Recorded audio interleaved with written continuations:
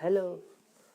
The 38th question in units and measurement lesson is, according to Newton, the viscous force acting between liquid layers, okay, of area A and velocity gradient delta V by delta Z is given by something, okay, where eta is the constant called coefficient of viscosity.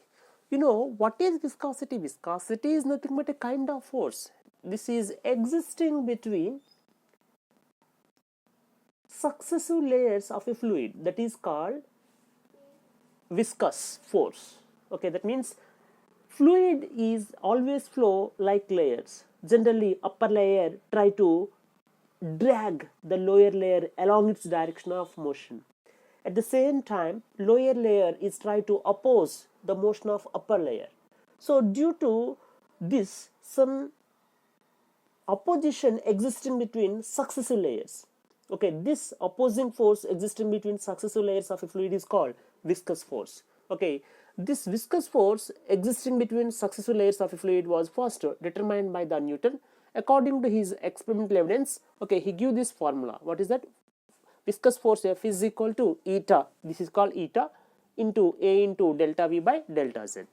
Okay, so from given Newton's equation, F is equal to what? Eta into minus eta into A into delta V by delta Z.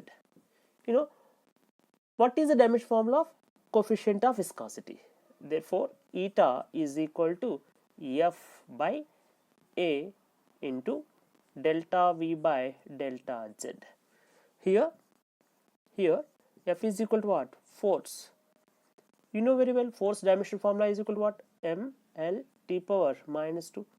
A is equal to what? Area of cross section. It is nothing but what I say, L square. Area is equal to length into breadth is equal to L square. Delta V by delta Z is called velocity gradient. Velocity gradient. You know what is velocity gradient? The difference in, fluid flows like this layers, isn't it? This is the upper layer, this is the lower layer. These two are separated by a distance equal to what? L. The difference in velocity between these two layers is equal to what? Delta V. So velocity gradient is nothing but difference in velocity between successive layers by the distance or width, okay, of the layer. So what is that? L. So velocity is equal to L T power minus 1 by L. Velocity by length. Okay. So L is cancelled. T power minus 1 is the dimensional formula of velocity gradient. Now all are substituted in this equation. Therefore, coefficient of viscosity eta is equal to F. F is equal to what? M L T power minus 2.